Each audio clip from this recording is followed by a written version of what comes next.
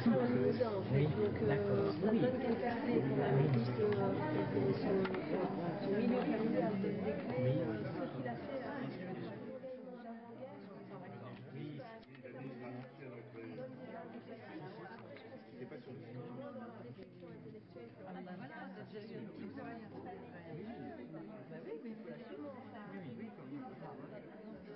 Je vous présente pour ceux qui ne les connaîtraient pas, donc Rémi Adam, un des spécialistes en France du corps expéditionnaire russe, qui a déjà écrit plusieurs ouvrages là-dessus, mais je crois que vous le connaissez tous, qui collabore assez régulièrement dans les cahiers de la Courtine, entre autres. Éric Molotov, qui a écrit également dans ce bouquin, et qui est le vice-président de l'association La Courtine 1917. Donc, cette volonté de faire un bouquin regard inversé sur la révolution russe de 1917, c'est une idée qui nous a paru, bon, d'une part originale, mais en même temps extrêmement intéressante. Extrêmement intéressante en cela que l'histoire de Marcel Baudy, dont vous allez découvrir beaucoup de choses ce soir au film, et j'en profite pour vous présenter Marie-Dominique Montel, réalisatrice, et Christopher Jones, qui sont avec nous ce soir, et avec qui nous pourrons dialoguer, discuter après la projection du film. Vous verrez que c'est une épopée aussi considérable. Ce Marcel Baudy qui part de Limoges et qui arrive en 1917, au début de 1917, en Russie où éclate la révolution et où il est happé par cette révolution, où il devient un communiste, proche des milieux dirigeants qui, en octobre, vont prendre le pouvoir. Et en même temps, bon, ces soldats russes, eux qui sont ici en France et qui arrivent en Limousin, au camp de la Courtine, et qui, je veux dire, vont faire montre ici d'opposition à la guerre et à servir en particulier de chair à canon, et qui vont se rebeller, se mutiner, avec les conséquences que vous connaissez peut-être, mais que vous apprendrez dans le livre, si vous le lisez et si vous l'achetez, bien évidemment. Alors, un livre sort, un film est fait de façon concomitante. Nous sommes en plein centenaire. Demain démarrent à la Courtine les journées du centenaire de la mutinerie des soldats russes. Bon, manifestement, c'est devenu ce qui a été mis sous le boisseau pendant des dizaines d'années, c'est devenu quelque chose qui de plus en plus intéresse, convainc et qui a une importance de plus en plus grande du point de vue de l'histoire. On discutait tout à l'heure avec des instituteurs de la Courtine qui vont amener leurs enfants demain, et ils étaient éberlués, bon, d'une part de connaître un petit peu mieux cette histoire, mais aussi très désireux de la faire connaître dans le programme d'enseignement, par exemple à leurs élèves de CM2 qui vont avoir 14-18 au programme. Et on voit comment cette petite histoire, enfin la petite histoire dans la grande histoire, est quelque chose d'extrêmement important. C'est ce que nous avons eu faire dans les six, comment dirais-je, les six articles, les six éclairages oui, sur les mutins. Nous avons voulu donc, en partant de ce voyage de ces soldats, de ces milliers de soldats, au mois de février 1916 pour rejoindre la France, jusqu'à leur retour pour la plupart d'entre eux, et pour ceux qui étaient encore vivants en 1920 dans leur pays, nous avons voulu montrer ces 5 années, cette trajectoire, cette épopée, comment finalement l'état d'esprit de ces milliers de soldats s'est complètement transformé, modifié, et comme Rémi Adam l'explique bien dans la fin de son article, quand on a posé en 1920 à ceux qui étaient en Algérie la question de savoir s'ils voulaient être débarqués en pleine guerre civile dans un port qui était sous domination des bolcheviks ou sous domination des armées blanches, ils ont choisi, je crois, à 90 ou 95% d'être débarqués justement dans les ports qui étaient sous contrôle du gouvernement soviétique. Et donc cette modification de l'état d'esprit et cette conviction qui s'était forgée au fil des ans, elle s'était faite aussi à partir d'un élément déterminant qui a été celui de l'irruption de la révolution dans leur propre pays au mois de février, de façon concomitante à ce qui s'est passé au chemin des Dames où 5000 d'entre eux sont morts, ont été portés disparus ou ont été blessés, et où en fait ils ont acquis immédiatement par les décrets du Soviet de Pétrograd le droit d'être des soldats citoyens, d'avoir des délégués de pouvoir les élire et de pouvoir présenter des revendications à leur état-major. Cet ouvrage est d'une grande qualité de réalisation. Il faut le souligner. Ce n'est pas le premier ouvrage, en tout cas sur les trucs russes en France, mais on a là un visuel, enfin une qualité vraiment de mise en scène pratiquement, hein, qui vaut vraiment d'être salué là, quoi. C'est les deux documentaristes ici présents, Christopher Jones et Marie-Dominique Montel, qui en me contactant m'ont fait me replonger dans mon travail sur Marcel Baudy, travail que j'avais réalisé entre 92 et 94 dans le cadre de mon mémoire de maîtrise. Et donc l'occasion était sans doute idéale pour se repencher sur son histoire, et comme se repencher sur son histoire avec mon parcours depuis, c'était se repencher sur le Limousin, pour moi le lien était évident entre son identité et son enracinement à Limoges et en Limousin et son devenir et ce qu'il a choisi de faire ensuite en Russie au moment de la révolution russe. Et donc il y a des points qui sont évidents et du coup ça nous a permis aussi de rentrer en contact avec, ça m'a permis de rentrer en contact avec l'association La Courtine 1917 et donc d'imaginer ce regard inversé à travers le Limousin, un regard qui va d'ici à là-bas et de là-bas à ici. Et c'est ce qui, je pense, fait l'originalité de cet ouvrage. L'un sans l'autre n'aurait pas le même sens, effectivement, je pense. Voilà, de façon simple. Je connaissais pas du tout l'histoire de Marcel Baudy, et du coup, ça fait quand même, en tout cas pour moi et ma famille, une résonance très particulière, parce que mon grand-père part de Russie pour finalement se battre en France, et il y a un parcours inverse d'un ouvrier limougeot qui part pareil dans des conditions militaires, hein, finalement, au bout du compte, pour des raisons militaires, et qui finalement va rester, quoi. Mon père est resté en France, Marcel Baudy est resté un moment en Russie, on va dire, période avant de revenir, mais effectivement il y a tout le sel de cet ouvrage dont j'appuie à nouveau sur la qualité de réalisation qui est absolument exceptionnelle. La première impression que j'ai eue, c'était la qualité effectivement de cet ouvrage. Donc ce regard miroir, si tu veux, ces deux destins, en tout cas à titre personnel, effectivement ça fonctionne bien, c'est sûr. Oui.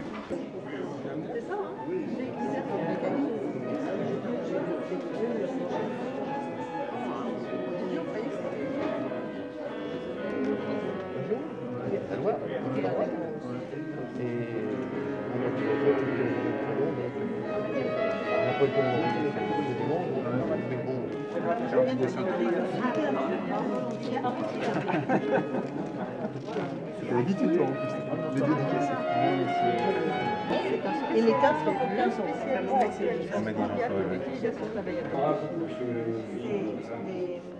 La constitution de l'île.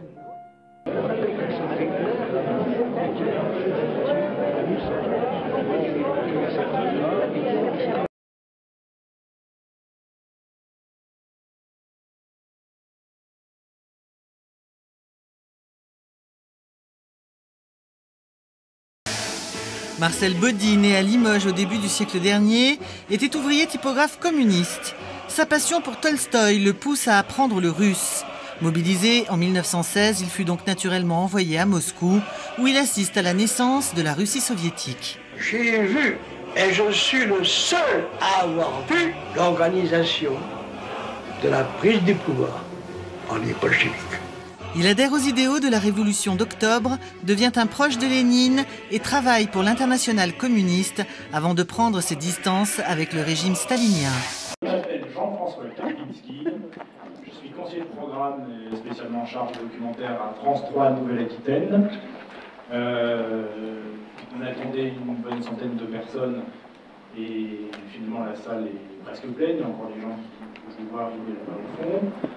Merci d'être venus, nous sommes très fiers, très heureux de vous accueillir pour une avant-première. Cette histoire qui vous est proposée aujourd'hui, elle est assez extraordinaire, on ne va pas la déflorer, mais elle s'inscrit dans un contexte particulier qui est celui du centenaire de la Révolution d'octobre. Vous verrez, il y a des références historiques et des historiens de renom à qui Marie-Dominique et Christopher ont fait appel pour évoquer l'histoire très originale, très singulière, l'histoire extraordinaire de Marcel Beudy. Une petite histoire, mais en même temps, en arrivant, je me disais, mais est-ce que c'est vraiment une petite histoire? C'est vraiment une aventure. Un petit mot aussi pour remercier la Courtine, justement, 1917, pour toutes les initiatives qu'elle a pu prendre et le partenariat fidèle que nous avons avec cette institution, on peut le dire, depuis des années. Merci pour ces mots sympathiques. Nous sommes très heureux d'avoir ce partenariat qui dure avec France 3, maintenant France 3 Nouvelle-Aquitaine. Juste peut-être deux mots, c'est un film que nous avons réalisé dans Christopher Jones et moi-même et qui nous a donné énormément de plaisir à faire. Effectivement, quand ce groupe de soldats français, ils étaient 250-300, on les comptait par batterie. Hein. Si vous êtes artilleur ou très doué là-dedans, ça doit vous dire plus de choses encore qu'à moi. Donc ils sont partis à plusieurs batteries de canons et ils étaient 250-300 et quand ils sont arrivés à Moscou, ils ont été filmés. Et ce qu'il y a de rigolo, c'est que, à part le livre de Marcel Beudy, il y a un autre soldat de ce groupe qui a raconté ses mémoires. Lui, il n'est pas resté. Il est rentré, le pauvre, je sais pas, il est rentré juste avant la Révolution, juste avant octobre. Il est rentré en France. Et c'était un soldat breton, mais il a raconté, alors il n'avait pas du tout les mêmes idées que Marcel Beudy, c'est drôle, il a aussi raconté ses mémoires, et c'est dans son livre à lui que j'ai trouvé la séance de cinéma du 14 juillet, où il racontait, on nous montre les actualités filmées par les Français, et à ce moment-là, on s'est dit, bon, on va aller voir chez Gaumont et chez Pathé s'il reste un truc, et on a retrouvé ça. Voilà l'histoire, et alors ce film, honnêtement, il dure 3 minutes, et on l'a regardé image par image. Hein. Et quand on a vu Beudy, parce que c'était sur 300, c'était quand même un grand moment de bonheur. Il y a 24 images secondes, pour faire 3 minutes, on y a mis un moment et tout à coup il était là. Ça c'était... En effet, Lénine avait obtenu une audience importante en disant la paix immédiate et la terre aux paysans. Et en l'occurrence, il y avait cette nationalisation rampante, si on peut dire, qui contredisait les promesses qu'il avait effectuées, mais le film donne l'impression que la situation dramatique est née uniquement de la guerre, mais les famines, elles étaient chroniques. J'ai souvenir d'avoir lu des revues de l'UNESCO évoquant 2 à 3 millions de gens mourant de faim, des moujiks qui hibernaient compte tenu de la situation sociale de la Russie tsariste. Et donc, si la situation de la guerre, le chaos qui a été généré par ces mouvements révolutionnaires a aggravé pendant cette période la situation des gens, je pense que la famine chronique préexistait à la révolution. Et puis, ce que j'ai bien apprécié également dans votre film, c'est les points de vue de Marc Ferraud, de Hélène Tango. Vous avez complètement raison que la Russie avait toujours souffert des famines et va souffrir après la grande famine qu'on montre là, de 1920, je pense, de 21. Dans le Volga, où il y avait des cas d'anthropophagie, etc. Mais en même temps, il faut vous rappeler que la politique de collectivisation était l'un des leviers qui avait déclenché ça. Il y avait même une police pour patrouiller et confisquer ces récoltes. Ce qui est intéressant, c'est la situation de la collectivisation a été à nouveau contraire de ce que tout le monde pensait, parce que c'était terre aux paysans et paix immédiate. Et la terre aux paysans, c'était « Ah oui, vous pouvez travailler, mais maintenant, donnez-nous la récolte ». Le fait de dire qu'uniquement en Ukraine, il y a eu 6 à 7 millions de morts provoqués par la famine, justement, au moment des réformes. D'ailleurs, après, justement, une fois qu'a été décidé le changement de donner la terre aux paysans, il y a eu une vraie collectivisation. C'est à ce moment-là où les famines ont explosé. je crois que le niveau de dizaines de milliers de morts provoqués par tout un contexte, entre autres par les politiques mises en œuvre, je crois sont indiscutables. Et on a atteint des niveaux qui étaient bien au-dessus de ce qui s'était passé antérieurement. Après, de façon plus générale, sur le parcours de Body, je dirais, est-ce que c'est pas, et aussi par rapport à la personnalité de Lénine, est-ce que Lénine a vraiment dit, il a parlé des idiots utiles. Il aurait dit, Michel Ragon, dans La mémoire vaincue, et c'est repris maintenant dans beaucoup d'endroits, tous les gens, toutes ces personnes sincères qui se sont battues pour un idéal et qui ont été utilisées, jusqu'à quel point, c'est toute la question, jusqu'où allait le cynisme de Lénine, que serait devenu la révolution russe si Lénine avait été toujours vivant et si Staline n'avait pas pris la suite, avec des si on refait toute l'histoire. En l'occurrence, voilà, c'est un parcours pour moi des idiots utiles de l'histoire. C'est des gens généreux, des gens qui se sont battus pour un idéal et qui ont souvent été utilisés malheureusement ou dans leur engagement été dévoyé par d'autres. Vous dites quelque chose qui est très vrai, c'est-à-dire qu'il y a toujours ces deux questions. Si Trotsky avait réussi de s'implanter contre Staline, ou si Lénine avait survécu 1924. Mais je pense qu'il faut dire aussi quelque chose à propos qu'il dise un petit peu ces deux choses. C'est que Lénine, comme la vaste majorité du gratin du parti, comme dit Marcel Body, à lui dire n'aimait pas les paysans. Il n'était pas concerné par les paysans. Il voulait construire un nouveau monde industriel, voire l'électrification qui commence sous Lénine. Donc, il y a, en quelque sorte, il y avait toujours sous les arts un lien entre le paysan et le petit père, le patrouchka. Et là, je pense que Lénine avait réagi, et les bolcheviks autour de Lénine, contre cette idée. C'est pour ça qu'il favorise la rapide industrialisation de la Russie, qui va naturellement prendre tout son élan soutenu. Les problèmes de famine récurrentes en Russie venaient du fait c'était pas un pays très bien organisé, ni pour les transports, ni pour le commerce. Et qu'il pouvait y avoir un endroit où il y avait des bonnes récoltes et que les gens meurent de faim à l'autre bout du pays. Et que ça, évidemment, la guerre n'a pas arrangé les choses. Au contraire, la guerre civile n'a pas arrangé les choses, les communications et le commerce, au contraire. Et on ne peut pas dire que le commerce était la priorité des bolcheviks non plus. Donc, du coup, la nourriture, quand il y en avait dans un coin, et quand il en manquait dans un autre, ça ne s'arrangeait pas. Et les grandes villes étaient particulièrement soumises à ces problèmes de misère parce qu'elles demandaient plus d'approvisionnement que les bourgades. Donc, c'était aussi ça qui a accru la situation déjà dramatique des familles. La fin du film se termine par un espoir chez Body, l'enthousiasme de la Révolution, et pourtant il a rompu ou il a été exclu du Parti communiste français.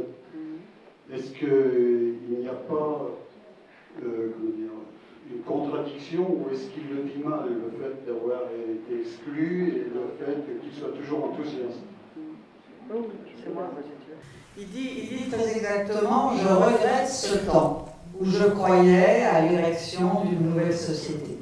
Donc voilà, il dit les deux. Il dit « Je regrette », sa phrase exacte, c'est « Je regrette ce temps où je croyais, où le monde serait plus juste et plus humain », c'est ça?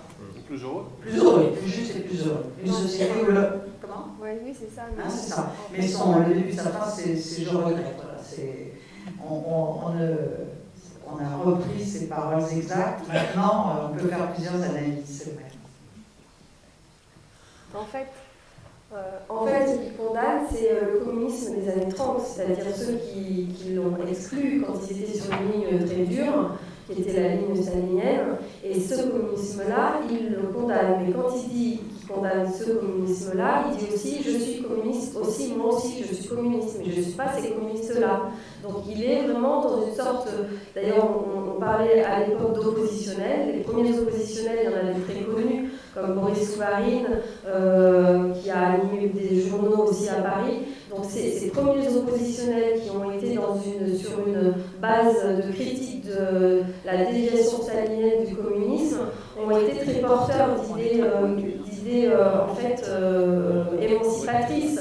Et c'est pas parce qu'ils étaient exclus du communisme qu'ils s'excluaient eux-mêmes de l'idéologie marxiste en fait. Donc là, et aussi, ça rejoint sans doute des problématiques ou des questions très actuelles. C'est en ça que son parcours est intéressant, justement, parce qu'il navigue. Et en même temps, l'avantage de Marcel Baudy, c'est qu'il a le pragmatisme de l'homme qui vit, qui est dans la vie.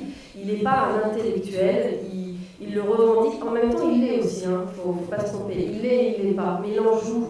Et donc, il est dans...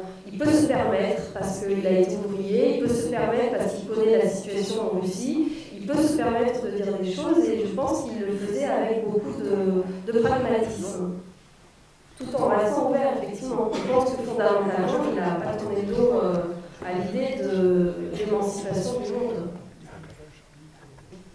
Oui, je voulais juste demander, puisque Marcel Baudy effectivement a traduit Bakounine, je connais aucun de ses écrits, mais peut-être qu'il y en a des écrits sur l'Ukraine macneviste, sur le mouvement macneviste, je ne sais pas. Et une petite remarque aussi, puisque tout à l'heure vous en avez parlé, les premières années de la révolution russe ont été effectivement des années d'espoir.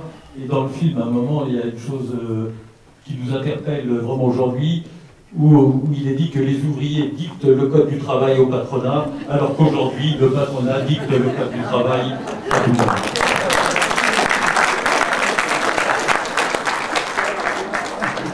C'est d'actualité.